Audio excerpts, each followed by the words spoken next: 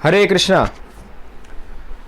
तो ये प्रश्न बहुत ही महत्वपूर्ण है और लोग हमसे ये पूछते हैं, बहुत सारे लोग, कि कोरोना के अंदर इतने सारे लोग मर गए, कितने मरे वो पता नहीं, मगर लाखों करोड़ों, अब कुछ पता नहीं चल सकता कि हमें कितने लोग मरे हैं, मगर मरे हैं अच्छे खासे।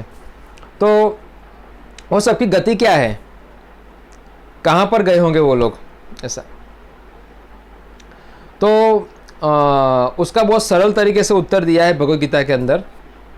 भगवान श्री कृष्ण कहते हैं, उद्व गच्छन्ति सत्वस्था, मध्य गच्छन्ति राजसा, जदन्य गुण वित्ति स अधो गच्छन्ति तामसा। भगवान श्री कृष्ण कहते हैं कर्म के अनुसंधान में कि उस व्यक्ति ने क्या कर्म किए होंगे उसके अनुसार उसकी गति होगी। जिस प्रकार जो व्यक्ति सतोगुण में जीवन जिया होगा, उसका मतलब क्या होता है सतोगुण का मतलब, कि जिसमें व्यक्ति भगवान का आदर करता है। भगवान विष्णु है वो उसको पता है। ज़्यादा भक्ति नहीं करता, मगर विष्णु है उसको उतना पता है। और उसको ये भी पता होता है कि जो जितनी चीज़ मुझे मिली है संसार में वो सब भगवान की कृपा से मिली है। इसीलिए वो क्या करता है, वो दान करता है। हाँ, जहाँ पर जो संस्था है, जहाँ पर भगवान का सही में गीता का प्रचार हो रहा है, वहाँ पर वो जाके दान देगा। और धाम यात्रा करेगा, वो सभी धामों में जाएगा, यात्रा करेगा। और प्रतिदिन या फिर हर हफ्ते एक दिन भगवान राधा कृष्ण के मंदिर दर्शन करने जाएगा। और जितना हो सके वहाँ पर कुछ कथा में भाग लेगा, कीर्तन करेगा। ज़्यादा नहीं, थोड़ा बहुत करेगा वो ऐसा, मगर उसको शास्त्रों का थोड़ा ज्ञान रहता है। भगवद गीता पढ़ेगा, वो भागवत पुराण पढ़ेगा और उसके अनुसार जीवन जीने का प्रयास थोड़ा बहुत करेगा। वो सत्वगुण में व्यक्ति रहता है, ठीक है ना। तो अगर इस प्रकार कोई व्यक्ति जीवन जीता है तो उसकी गति ऊपर के लोक में होती है, यानी और थोड़ा शुद्ध होकर ऊपर के लोक में जाएगा, ठीक है। कलयुग में पता नहीं कितने लोग ऊपर जाते हैं, क्योंकि संभव नहीं है। लोग इस प्रकार के कर्म बहुत कम लोग कर सकते हैं, हम ज़्यादा नहीं कह सकते, क्योंकि समय नहीं मिलता लोगों को। सबसे बड़ा एक प्रश्न रहता है लोगों को जीवन में, समय नहीं है, टाइम की कमी रहती है। तो कोरोना बहुत ही कृपालु है, सबको उसकी प्रशंसा करनी चाहिए कि आज बहुत सी समय दिया है हमें लॉकडाउन में, या फिर अस्पताल में अगर एडमिट हो तो बहुत समय है भगवान का स्मरण करने के लिए, समझने के लिए। और जो लोग रजोगुण में मरते हैं, रजोगुण का मतलब भागम भागी वाला जीवन, कहाँ से पैसे आए, कहाँ से ये करूँ वो करूँ, भागम भागी वाला जीवन रहता है। क्योंकि भागम भागी जीवन में क्या होता है, वो विस्मरण ज़्यादा होता है और व्यक्ति पढ़ने के लिए समय निकालेगा नहीं। हाँ, और लालच अधिक रहता है।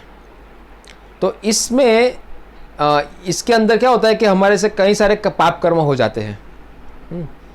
और जनरली कलयुग के अंदर हम देखते हैं आज के समय में अधिक लोग इसी चक्कर में भागते रहते हैं, समझे। क्योंकि सिटी लाइफ में तो टाइम मिलता नहीं है, और बिना पाप किए, बिना गड़बड़ी किए, हाँ, इसकी टोपी उसके सर किए हुए तो हमारा गुजरान भी नहीं चलेगा। तो इसीलिए वो लोग धर्म को भी नकारते हैं, भगवान को भी नकारते हैं, समझे। और कई बार नास्तिक सिद्धांत से भी आसक्त रहते हैं। हाँ, क्या गीता पढ़ेंगे तो पैसे आएंगे, हमारा जीवन चलेगा, इस प्रकार का। भगवान की ज़रूरत क्या है जीवन में? हाँ, पुरुषार्थ ही भगवान है, वैसा। तो ऐसे लोग क्या होते हैं, जनरली हम देखते हैं निम्न योनि में जन्म लेते हैं, या फिर कुत्ता, बिल्ली, सूअर, हाँ, या सांप, ऐसा कुछ बन सकते हैं वो लोग, ठीक है। और कहा गया है कि संभव हो तो नरक में भी जा सकते हैं, ऐसा कुछ नहीं। अगर ज़्यादा ही पाप कर्म करेंगे तो नरक में भी जा सकते हैं। तो कोरोना में भी लोग रोएंगे यहाँ पर, और नरक में जाके और अधिक उसको रोना होगा। क्योंकि नरक के अंदर जो हम पाप कर्म इस समय करते हैं, हाँ, वहाँ पर सिर्फ और सिर्फ रिमांड होता है।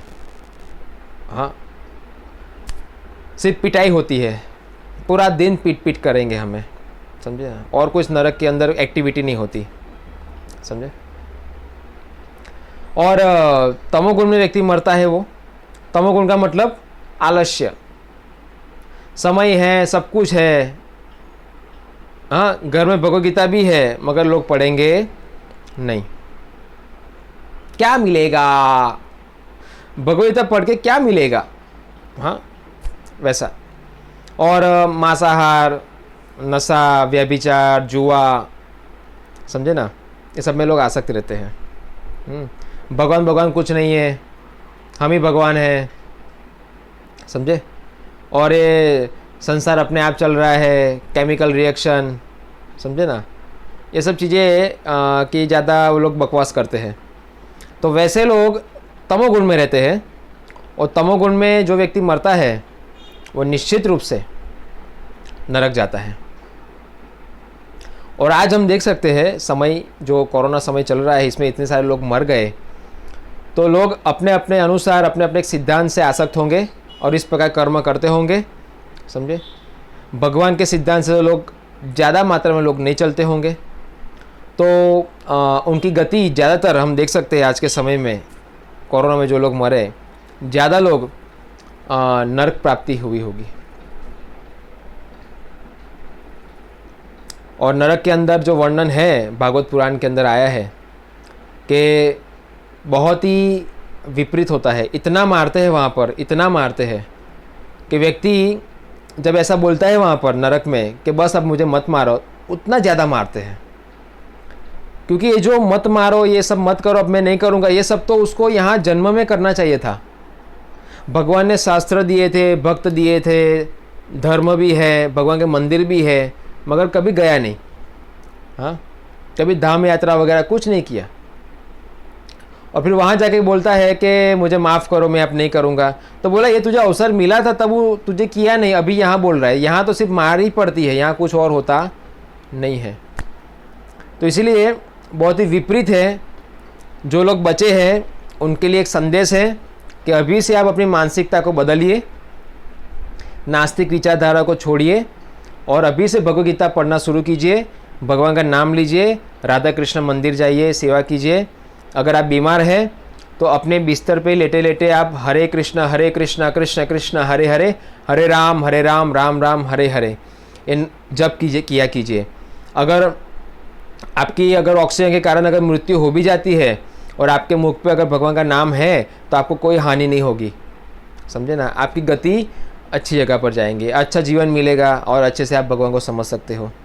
कोई नुकसान नहीं है, भगवान का स्मरण करने में कोई नुकसान नहीं है, भगवान का स्मरण नहीं करने में ढेर सारा नुकसान है, कोई फ़ायदा नहीं है। तो अभी से जो लोग बचे हैं वो आप समझ जाइए और इस प्रकार अपने जो लाइफस्टाइल है उसको बदलिए।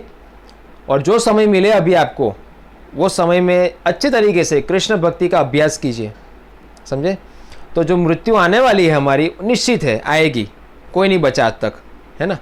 तो आएगी, मगर वो मृत्यु आएगी, उस समय हम क्या करें, समझे, उसका प्रयोजन कीजिए, हाँ, उसका कुछ प्लानिंग कीजिए, ठीक है। अभी ज़्यादा कोई करोड़पति बनने का प्लानिंग मत कीजिए।